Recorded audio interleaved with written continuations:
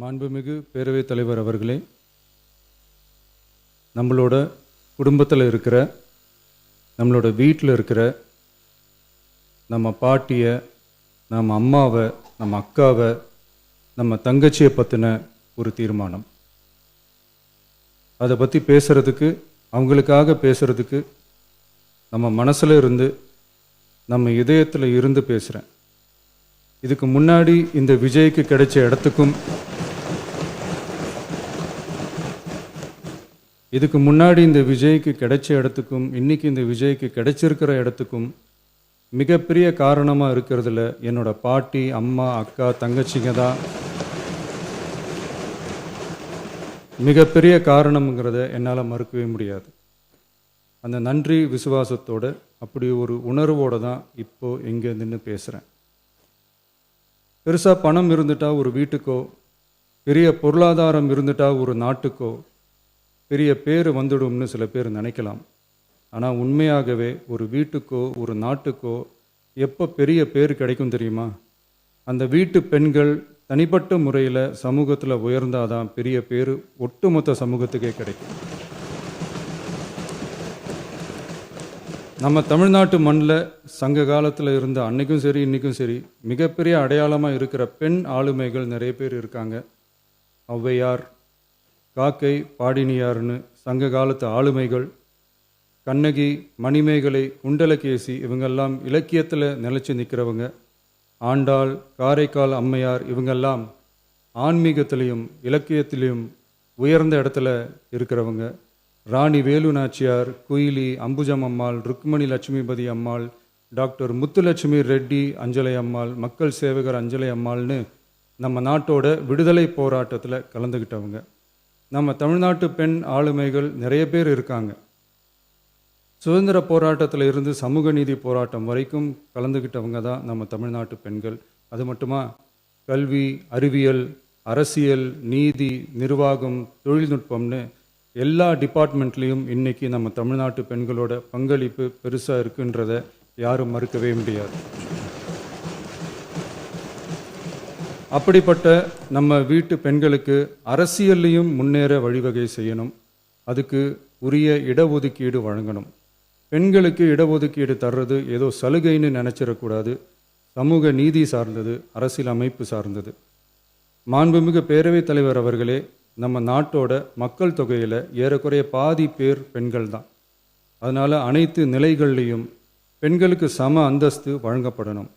அரசியலமைப்பு சட்டமும் அவங்களுக்கு சமத்துவ உரிமையை வழங்கித்தானே இருக்குது. நம்ம தமிழ்நாட்டை எடுத்துக்கிட்டாலும் ஆண்களை விட பெண்கள் தான் அதிகம். ஓட்டு சதவீதத்தில் கூட அவங்க தான் அதிகம். ஆனால் அவங்களுக்கான அரசியல் இடம்னு பார்த்தா 2021 சட்டசபையில் 12 பெண்கள் இருந்தாங்க. இப்போது இந்த 2026 சட்டசபையில் 23 பெண்கள் இருக்கிறாங்க.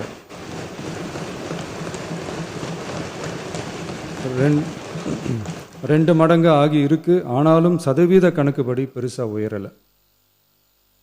மாண்புமிகு பேரவைத் தலைவர் அவர்களே, ஒன்றிய அரசு 2023ஆம் ஆண்டு மக்களவை, அனைத்து மாநில சட்டமன்றங்கள் மற்றும் டெல்லி யூனியன் பிரதேச சட்டமன்றத்தில் பெண்களுக்கென 1/3 தொகுதி ஒதுக்கீட்டை கட்டாயமாக்கி 106வது அரசியல் சாசன திருத்த சட்டத்தினை 2023 செப்டம்பர் 28 நிறைவேற்றி 2026 ஏப்ரல் 16 முதல் நடைமுறைக்கு வந்துள்ளது. இருப்பினும் மேற்படி தொகுதி ஒதுக்கீடானது மக்கள் தொகை கணக்கெடுப்பு மற்றும் அதை தொடர்ந்து நடக்கும் தொகுதி மறுவரையறை பணிகளுக்கு பிறகுதான் முழுமையாக நடைமுறைக்கு வரும் என்று தெரிவிக்கப்பட்டுள்ளது. மேலும் ஒன்றிய அரசு 2026ஆம் ஆண்டு 131வது அரசியல் சாசன திருத்த சட்ட மசோதாவையும் 2026ஆம் ஆண்டு தொகுதி மறுவரையறை சட்ட மசோதாவையும் தாக்கல் செய்து 2026 ஏப்ரல் 17 3/2 உறுப்பினர்களில் ஆதரவு இல்லாமல் மசோதா நிறைவேறவில்லை. அவ்வாறு மக்கள் தொகை கணக்கெடுப்பு மற்றும் தொகுதி மறுசீரமைப்புடன் பெண்களுக்கான தொகுதி ஒதுக்கீட்டை இணைப்பதால் அதனை நடைமுறைப்படுத்த மேலும் பல ஆண்டுகள் காலதாமதம் ஆகலாம். மாண்புமிகு பேரவைத் தலைவர் அவர்களே, நாடாளுமன்றம் மற்றும் மாநில சட்டமன்றங்களில் மகளிருக்கென 1/3 தொகுதி ஒதுக்கீட்டு செய்து சட்டம் நிறைவேற்றப்பட்டிருந்த போதிலும் அதனை நடைமுறைப்படுத்துவதில் ஏற்படும் கால தாமதத்தினால் அச்சட்டம் நிறைவேற்றப்பட்டதன் நோக்கம் நிறைவேறாமல் காலம் தாழ்த்தப்படும் சூழ்நிலை உருவாகியுள்ளது. இது பெண்களின் அரசியல் உரிமையை மறுக்கும் செயலாகும். எனவே மகளிருக்கான தொகுதி ஒதுக்கீட்டை மக்கள் தொகை கணக்கெடுப்பு மற்றும் தொகுதி மறுவரையுடன் இணைத்து அதனை ஒத்திவைக்கக்கூடாது. மேற்படி தொகுதி ஒதுக்கீட்டை விரைந்து நடைமுறைப்படுத்துவதற்கு உரிய நடவடிக்கைகள் எடுக்கப்பட வேண்டும் என தமிழ்நாடு அரசு ஒன்றிய அரசை வலியுறுத்துகிறது. மாண்புமிகு பேரவைத் தலைவர் அவர்களே, நம்ம டிவிகே அரசு பெண்களுக்கான அரசியல் அதிகாரம் வழங்குறதுல முன்னோடி மாநில அரசாக தான் இருக்கு. 4 பெண் அமைச்சர்கள் இருக்கிறாங்க. பெண்கள் பாதுகாப்புக்கு சிங்கப்பெண் சிறப்பு அதிரடிப்படை இருக்கு. பெண்களுக்கான பாதுகாப்பில் பெண்களுக்கான இம்பார்ட்டன்ஸில் டிவிகே அரசு ரொம்ப கவனமாக தான் இருக்கு. இனியும் அப்படி தான் இருக்கும். உள்ளாட்சியில் பெண்களுக்கு 50% இடஒதுக்கீடு கொடுத்ததும் இன்னைக்கு ஆயிரக்கணக்கான பெண்கள் மக்கள் பிரதிநிதிகளாக மாறி இருக்காங்க. அவங்களோட தலைமை பண்பும் ப்ரூவ் ஆகி இருக்கு. அதே மாதிரி பெண்களோட வெற்றியை சட்டமன்றத்திலையும் பார்லிமெண்ட்லேயும் எக்ஸ்டெண்ட் பண்ண வேண்டிய நேரம் வந்துருச்சு. மாண்புமிகு பேரவைத் தலைவர் அவர்களே, இன்று இந்த பேரவையின் வாயிலாக பெண்களுக்கான 33% இடஒதுக்கீட்டை இனியும் தாமதிக்காமல் நடைமுறைப்படுத்த வேண்டும் என்று ஒன்றிய அரசை வலியுறுத்துகிறோம். இது பெண்களுக்கான சலுகை இல்லை, இது அவர்களுடைய ஜனநாயக உரிமை. இது ஒருவருக்கான வெற்றி அல்ல, இது இந்திய ஜனநாயகத்தின் வெற்றி. ஒரு பெண் அதிகாரம் பெறும்போது ஒரு குடும்பம் உயர்கிறது. ஆயிரக்கணக்கான பெண்கள் அதிகாரம் பெறும்போது ஒரு நாடே உயர்கிறது. மக்கள் தொகை கணக்கெடுப்பு மற்றும் தொகுதி மறுசீரமைப்புடன் பெண்களுக்கான தொகுதி ஒதுக்கீட்டை இணைப்பதால் ஏற்படும் காலதாமதத்தின் காரணமாக பெண்களுக்கான தொகுதி ஒதுக்கீட்டை ஒத்திவைக்கக்கூடாது என்றும் அதை விரைவாக அமல்படுத்த தகுந்த அரசியலமைப்பு மற்றும் சட்டப்பூர்வ நடவடிக்கைகள் எடுக்கப்பட வேண்டும் என்றும் தமிழ்நாடு அரசு ஒன்றிய அரசை வலியுறுத்துகிறது.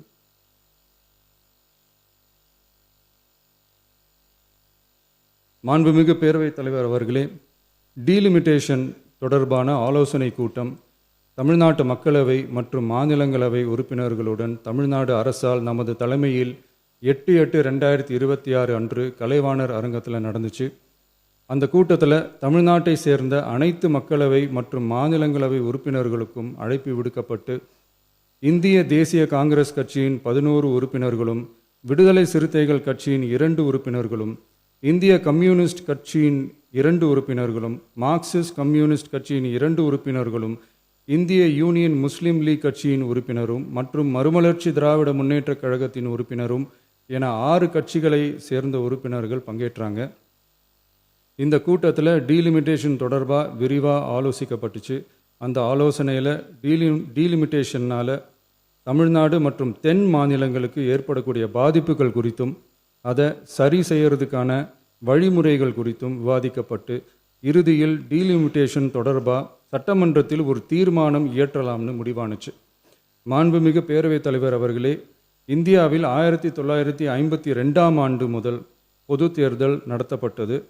அது தொடர்ந்து ஒவ்வொரு 10 ஆண்டுகளுக்கு ஒரு முறை நடத்தப்படுற சென்சஸ் டீட்டெயில்ஸ் படி மக்களவை மற்றும் சட்டப்பேரவை தொகுதிகளின் எண்ணிக்கையை மறுசீரமைப்பு செஞ்சு 1976 வரை தேர்தல்கள் நடத்தப்பட்டது.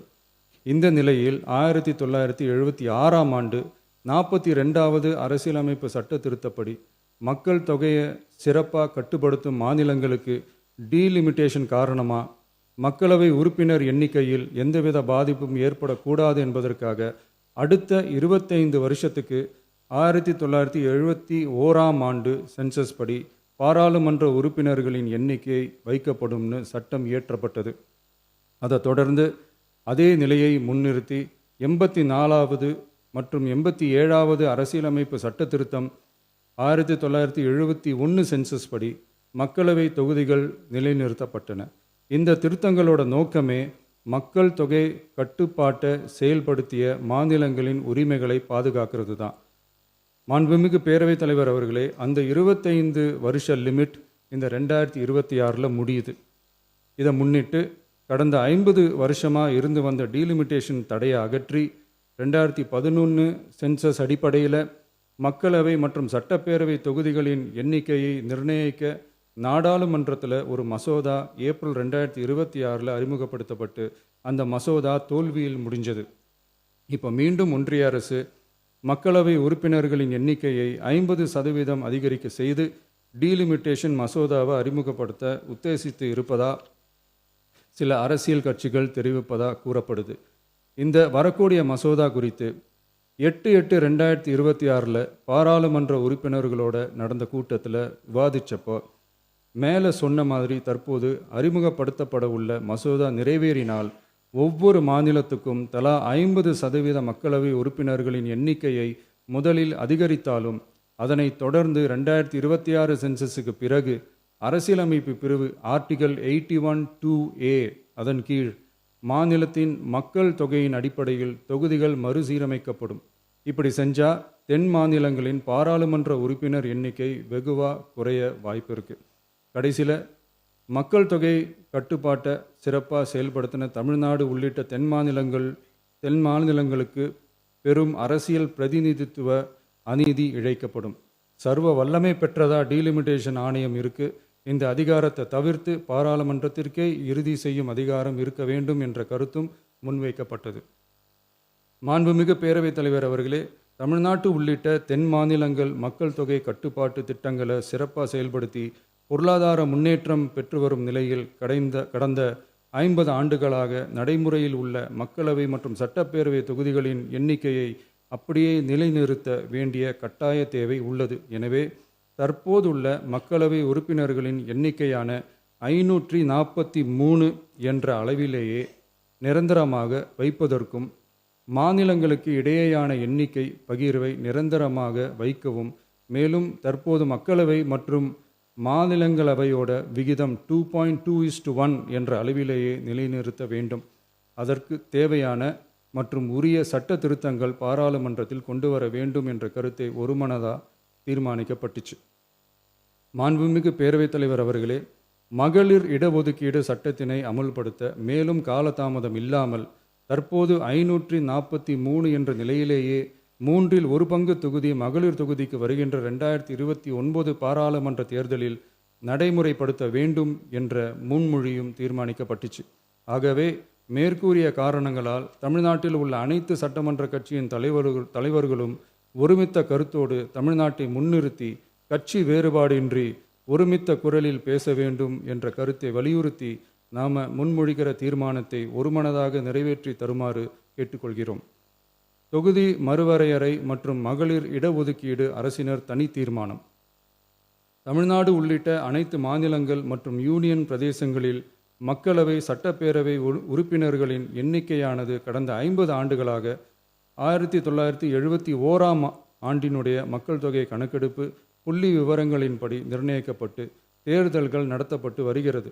ஏப்ரல் 2026 பாராளுமன்றத்தில் கடந்த 50 ஆண்டு கால தொகுதி மறுவரையறை தடையை நீக்கவும் 2011 ஆண்டு மக்கள் தொகை கணக்கெடுப்பு அடிப்படையில் தொகுதி மறுவரையறை செய்திடவும் மக்களவை உறுப்பினர்களின் எண்ணிக்கையை 550 850 அதிகரிக்கவும் கொண்டுவரப்பட்ட அரசியலமைப்பு சட்ட திருத்த மசோதா தோல்வியடைந்தது. இந்நிலையில் மீளவும் மேற்குறிப்பிட்ட அரசியலமைப்பு சட்ட திருத்த மசோதா கொண்டுவரப்பட உள்ளது என தெரிந்ததின் அடிப்படையில் 1971 பிறகு உள்ள எந்த மக்கள் தொகை கணக்கெடுப்பை அடிப்படையாக கொண்டு தொகுதி மறுவரையறை செய்தாலும் மக்கள் தொகையை சிறப்பாக கட்டுப்படுத்திய தமிழ்நாடு உள்ளிட்ட தென் மாநிலங்களின் நாடாளுமன்ற பிரதிநிதித்துவம் நிரந்தரமாக பாதிக்கப்படும் என்பது நிதர்சனமான உண்மை. ஒன்றிய அரசு அளித்த உறுதியின்படி மக்கள் தொகை கட்டுப்பாட்டு திட்டங்களை சிறப்பாக செயல்படுத்தி நல்ல பொருளாதார வளர்ச்சி கண்டு நல்ல சுகாதாரம் மக்கள் நல திட்டங்களை மேற்கொண்டு வரும் எந்த ஒரு மாநிலமும் தொகுதி மறுவரையால் பாதிக்கப்படாமல் பார்த்து கொள்வது ஒன்றிய அரசின் தலையாய கடமையாகும்.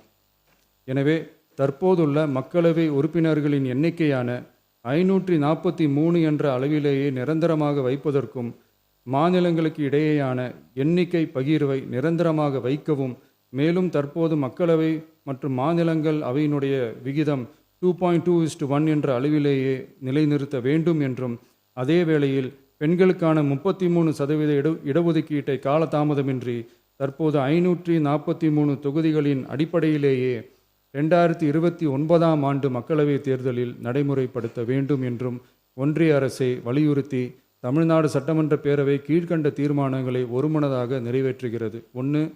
நாடாளுமன்ற மக்களவையின் மொத்த உறுப்பினர்களின் எண்ணிக்கையை 543 என்ற நிலையிலேயே நிரந்தரமாக்க வேண்டும். 2. தற்போதுள்ள மக்களவை உறுப்பினர்களின் இடங்களின் எண்ணிக்கையை மாநிலங்களுக்கிடையே, அதாவது விகிதாச்சார பிரதிநிதித்துவம் தற்போதுள்ள அளவிலேயே நிரந்தரமாக்க வேண்டும். 3. வரவிருக்கும் மக்களவை பொது தேர்தலிலும் அதன் பிறகு சட்டமன்ற பொது தேர்தல்களிலும் 1/3 தொகுதி ஒதுக்கீட்டு பலனை பெண்கள் பெறுவதை உறுதி செய்ய வேண்டும் என ஒன்றிய அரசை தமிழ்நாடு சட்டமன்ற பேரவை ஒருமனதாக வலியுறுத்துகிறது. மாண்புமிகு பேரவைத் தலைவர் அவர்களே, இந்த தீர்மானம் ஒரு அரசியல் கட்சியின் தீர்மானம் அல்ல, தமிழ்நாட்டின் உரிமையை நிரந்தரமாக பாதுகாக்கும் தீர்மானம். எனவே அனைத்து கட்சிகளை சேர்ந்த மாண்புமிகு பேரவை உறுப்பினர்கள் இந்த தீர்மானத்தை ஒருமனதாக நிறைவேற்றி தர வேண்டும் என்று கேட்டுக்கொள்கிறோம். நன்றி.